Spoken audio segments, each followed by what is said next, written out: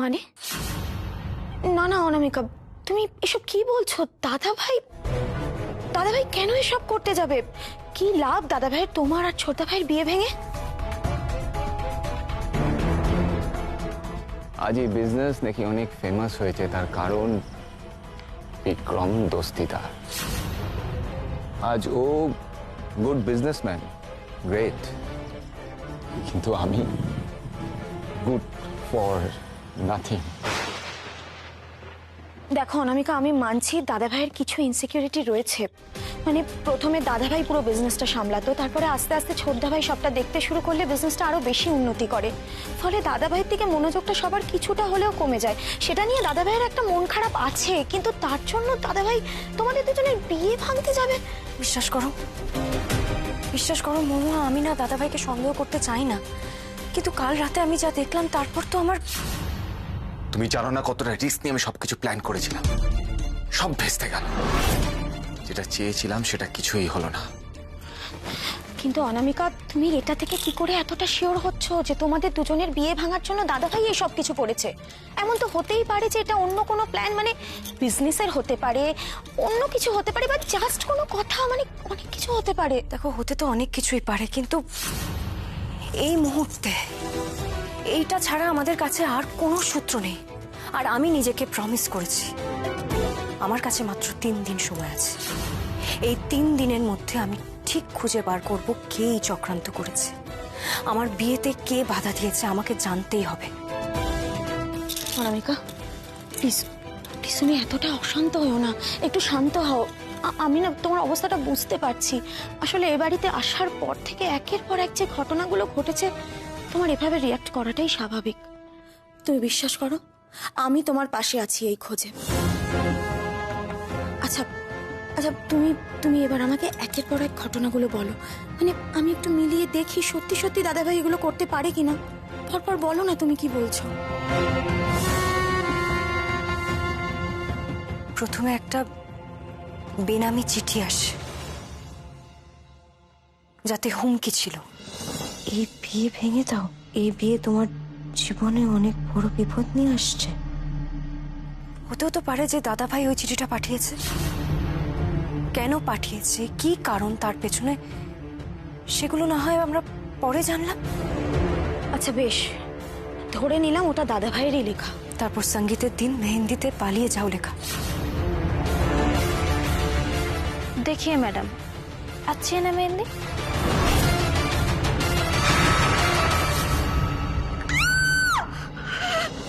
না না, এটা তো মিলল না। মেহেন্দির দিন দাদা ভাই তো আমাদের বাড়িতেই প্রেজেন্ট ছিল।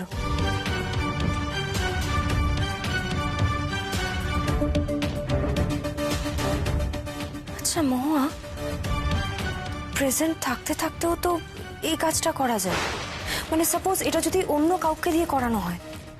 বেশ, ধরে নিলাম কাজটা অন্য কাউকে দিয়েই করানো হয়েছে, কিন্তু তোমার ফোনে সেদিন যে ফোনটা এসেছিল, যে ফোনটা আমি ধরে ফেলেছিলাম, তখনও তো দাদা ভাই আমার চোখের সামনে ছিল।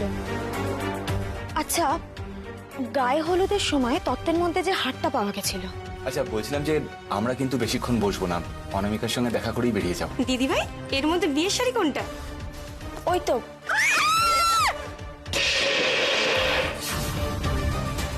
সে সময়ও দাদা ভাই আমার চোখের সামনে ওখানেই বসেছিল, তাহলে দাদা ভাইয়ের পক্ষে এটা করা কি করে সম্ভব? দেখো মহুয়া, তোমার যুক্তি ভুল নয়, কিন্তু আরেকটা দিকও ভেবে দেখো, ঘটনাস্থলে থেকে ওই কাজটা করা এমন কিছু কঠিন নয়। মহুয়া, তুমি একটু ভালো করে মেলানোর চেষ্টা করো পুরো বিষয়টাকে। দাঁড়াও, আমি একটু প্রথম থেকে পরপর ভাবতে থাকি যে কি কি ঘটেছে।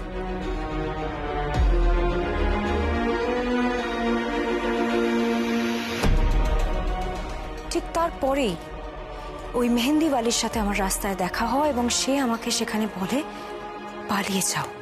এখনো সময় আছে, পালিয়ে যাও বলছি। তারপর একটা বেনামি ফোন। কার সাথে কথা বলছিলে, কে ফোন করেছিল? হ্যালো, গায়ে হলুদের তত্ত্বে হার।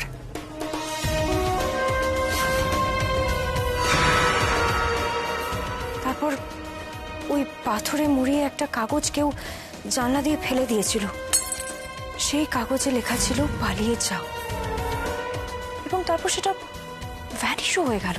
অনামিকা, এতে তো কিচ্ছু লেখা নেই।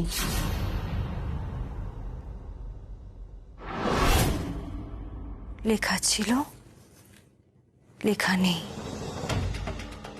রক্ত ছিল, রক্ত নেই। কি? বলো বলো।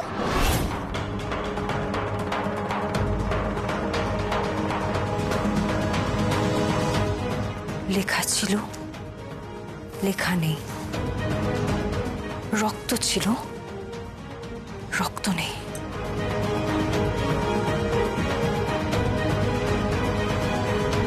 অনামিকা, কি কি হলো? চলে গেল?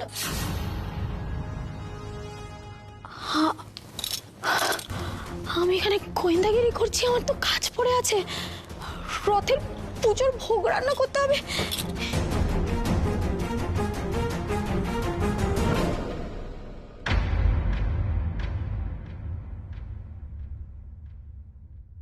টুন, দিদিমণি,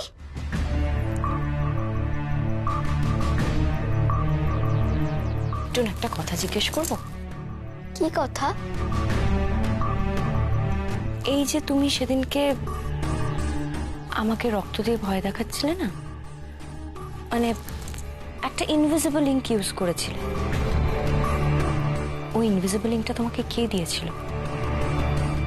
বিশ্বাস করো জেঠিমণি, তুমি আমাকে বকবে আমি জানি।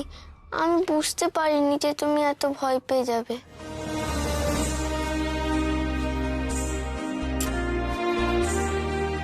আমি তোমায় বকবো কেন টুন? তুমি তো একটা ছোট্ট সোনা মিষ্টি ছেলে, তোমাকে আমি বকতে পারি? আমি শুধু যেটা জিজ্ঞেস করছি সেটা বলো, কে দিয়েছিল ওই ইনভিজিবল ইঙ্কটা তোমাকে? আমি যদি ঠিক ভেবে থাকি তাহলে এটা টুনকে দিয়েছে দাদা ভাই, আর যদি এটা মিলে যায় 2 × 2 = 4 হয়ে যাবে। টুন, বলো প্লিজ। এই বাড়ির একজনই আমায় দিয়েছে। আমি এসব ঘোস্ট স্কেরি জিনিস ভালোবাসি তো, তাই। বাড়ির কে দিয়েছে টুন? দিয়েছিল পুলিশ তো দেখছি যখন তখন বাড়িতে ঢুকে পড়ছে। তার সঙ্গে অনামিকা এই বাড়িতে আসার পর থেকে একটার পর একটা ঘটনা ঘটছে, সঙ্গে ইনভেস্টিগেশন। অনামিকা তো নার্ভাস হয়ে যাবে। এই বাড়িতে আসার পর থেকে ও শুধু সাফার করে যাচ্ছে। চাই না, আমি সেটাই চাই না। আমি চাই না অনামিকা সাফার করুক। আমি চাই না অনামিকা আমাদের বাড়িতে এসে কষ্ট পাক। তার জন্য কিছু একটা করতে হবে, প্লিজ কিছু একটা করো। ওই পুলিশের হুটহাট করে বাড়িতে ঢুকে পড়া বন্ধ করতে হবে, প্লিজ। আমি নিজে পুলিশ কমিশনারের সঙ্গে কথা বলবো।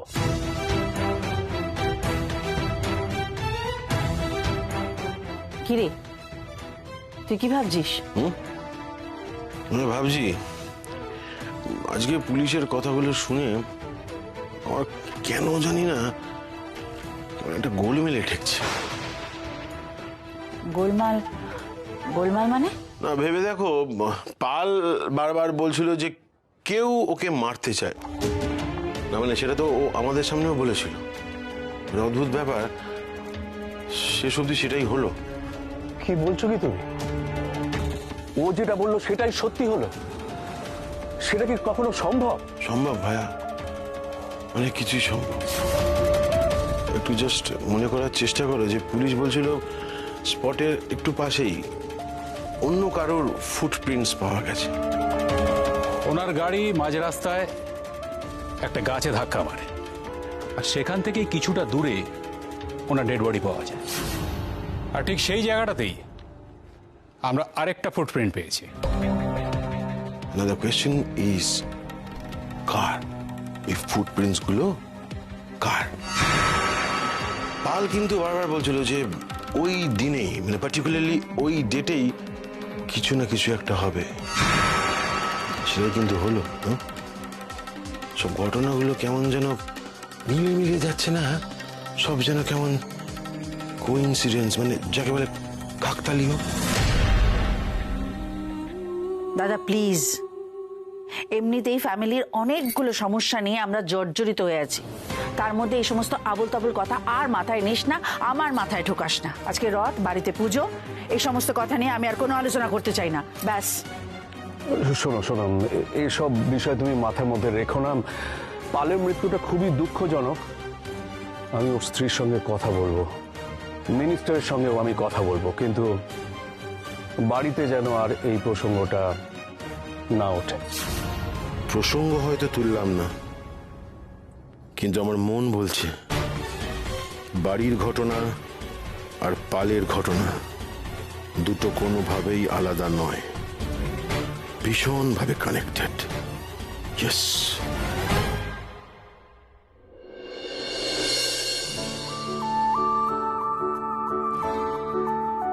মহুয়া, মা আমার একটু তাড়াতাড়ি হাত চালাও মা।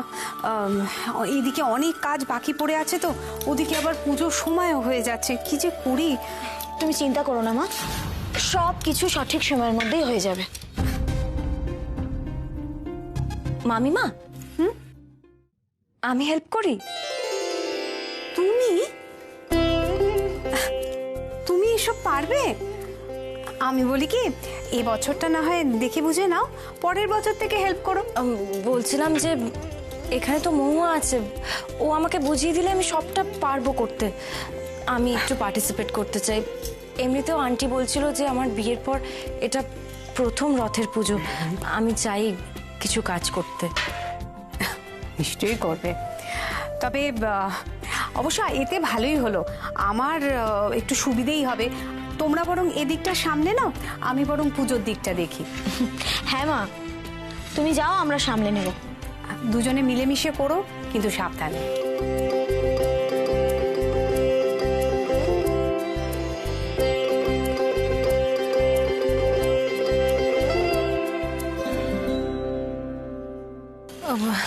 আমি সবজিগুলো ধুয়ে দিই। বলো কি? দেখো, আমি তোমাকে এমনি এমনি তো বন্ধু বলিনি, তোমার মুখ দেখেই আমি বুঝতে পেরেছি তোমার ভেতরে কিছু একটা চলছে। এবার বলো, তুমি কি কিছু জানতে পেরেছো? পেরেছি মহুয়া, আমরা যেটা ভাবছিলাম সেটা ভুল নয়। মহুয়া, এই বাড়িরই কোনো সদস্য এই সবকিছুর সাথে জড়িত আছে, আর সেটা আমি বুঝতে পেরে গেছি। দাদা ভাই, তুমি জানো না, আমি এতদিন ধরে এটা নিয়েই ভাবছি যে আমি কি ভুল করছি। এটা কি আমার মনের ভুল? আমি কি তাহলে হ্যালুসিনেট করছি? তো এখন আমি বুঝতে পারছি, আমি যেটা ভেবেছি সেটাই ঠিক, আমার মনের ভুল নয় এটা। কি বলছো বলো তো তুমি? আমি কিছু বুঝতে পারছি না, একটু ঠিক করে বলো না। তোমার মনে আছে মহুয়া, এনগেজমেন্টের দিন যখন ঝাড়বাতিটা পড়ে গেছিল, ঠিক সেই মুহূর্তে আমাদের বাড়ির একজন সদস্য মিসিং ছিল। শুধু তাই নয় মহুয়া, মেহেন্দির দিন যখন আমার হাতে মেহেন্দি পরানো হচ্ছিল, যখন ওই থ্রেড কলটা এসেছিল যেটা তুমি রিসিভ করেছিলে, ওই একটা পাথরে মোড়ানো চিঠি আমার ঘরে এসে পড়েছিল, যদিও লেখাটা পরে উধাও হয়ে গেছিল। ঠিক সেই মুহূর্তে, সেই পার্টিকুলার মোমেন্টে একজন বাড়ির সদস্য মিসিং ছিল। হ্যাঁ, কিন্তু সেটা তো দাদা ভাই নয়।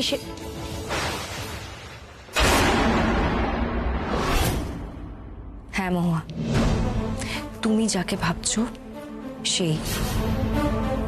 দিদি ভাই, তোমায় বললে তুমি মাকে বলে দেবে, তারপর সে আমায় কোনো ম্যাজিকের জিনিস কিনে দেবে না।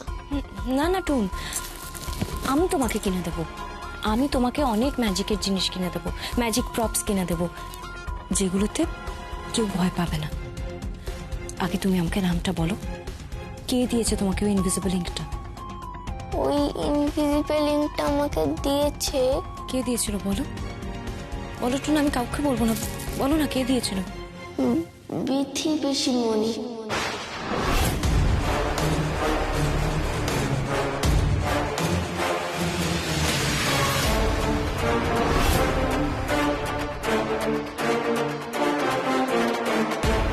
টুনের এই ব্যাপারটা না ঘটলে আমি এদিকটা কখনো লক্ষ্য করেই দেখতাম না। দেখো, বিথিদির যথেষ্ট কারণ আছে। ও তো প্রথম থেকেই আমাকে পছন্দ করে না, সেটা তো তুমি অস্বীকার করতে পারো না মহুয়া। তুমি কি বলছো কি অনামিকা? মানে দেখো, আমি মানছি দিদিভাই মুখে খুব কড়া কড়া কথা বলে, কিন্তু দিদিভাই খুব ভালো মানুষ গো। আমি জানি মহুয়া, এই বাড়ির সকলেই খুব ভালো, সেদিকে আমার কোনো দ্বিধা নেই।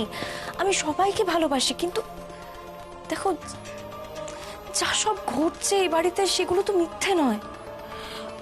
দেখো অনামিকা, সত্যি মিথ্যে এসব আমি জানি না, কিন্তু আমি এটুকু জানি দিদিভাই মুখে কড়া কড়া কথা বললেও দিদিভাই মন থেকে খুব ভালো মানুষ। ওর মনের ভেতরে অনেক কষ্ট আছে গো, সেগুলো সমস্ত ও চাপা দিয়ে রাখে। তুমি কি জানো, ও খুব ভালো স্টুডেন্ট ছিল, ও ডাক্তারি পড়তো। ডাক্তারি? হ্যাঁ, ডাক্তারি পড়তে গিয়েই হয়তো কিছু একটা ঘটেছিল, প্রেম ঘটিত কিছু একটা, আর তার জন্যই সবটা নষ্ট হয়ে যায়। এই প্রেম ঘটিত ঘটনার জন্যই হয়তো দিদিভাইকে মণিমা অনেক দূরে পাঠিয়ে দিয়েছিল।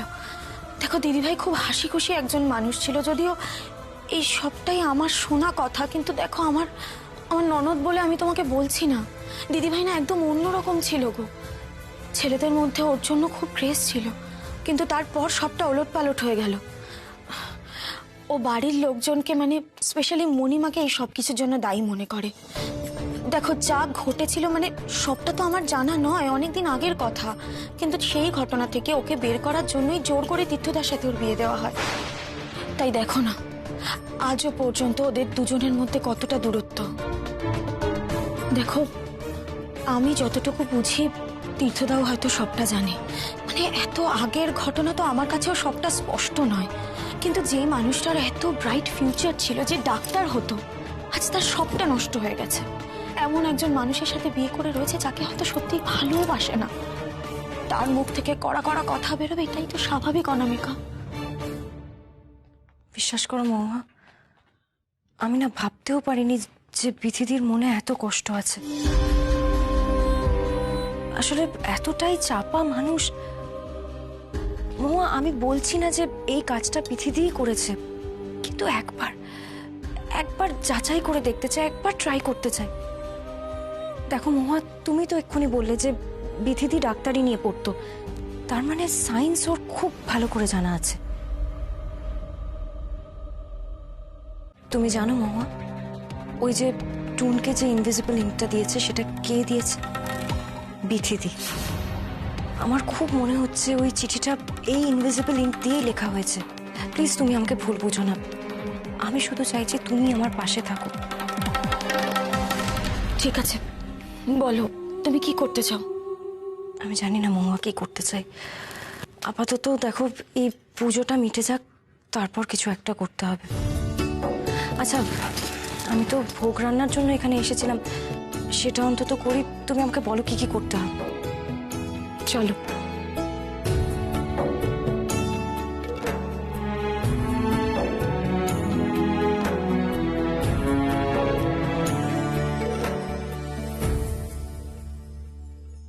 ওং বীরন্নং দ্বিভুজং কৃষ্ণং পদ্মো পদ্মাদেব চ ওং মহারোষ।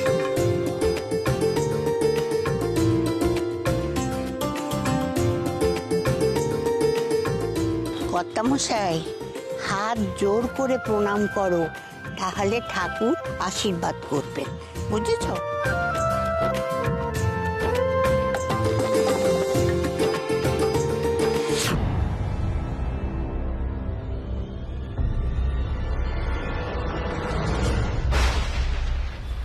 ওদিকে কি দেখছো? এদিকে দেখো।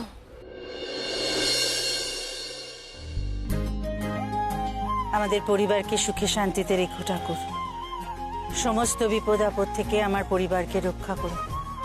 জয় জগন্নাথ। জয় জগন্নাথ। জয় জগন্নাথ। জয় জগন্নাথ। জয় জগন্নাথের জয়।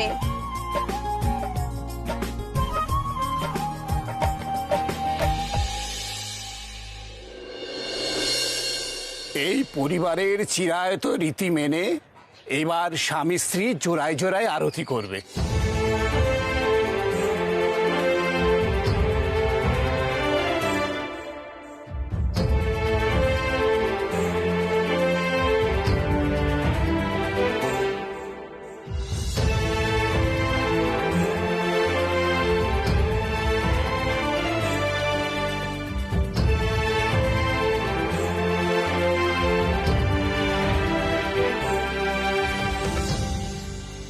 এবারই ছোটদের তো কখনোই জোড়ায় জোড়ায় আরতি করা হয় না ঠাকুরমশাই। বড় বৌমা তো এখন আর আসতেই পারে না, অথচ একসময় বড় বৌমা ভক্তি ভরে গান গেয়ে পুজো মাতিয়ে রাখত। আর আজ বিশ্বকেও তো পাওয়া যাবে না, আর বিথিরও তো। অনামিকা এসো। অনামিকা, বিক্রম তো আমার কাজ পাগল ছেলে, ও যে পুজোয় আসবে না এটা আমি জানতাম, কিন্তু তোমার তো বিয়ের পর এটা প্রথম পুজো, তুমি বরং একাই আরতিটা করো। বিক্রম স্যার কাজের জন্য নয়, আমার জন্য আসেনি আন্টি।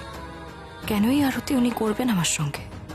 যে বিয়ের কোনো মানেই নেই ওনার কাছে, তার নিয়ম মেনে কি করবেন উনি?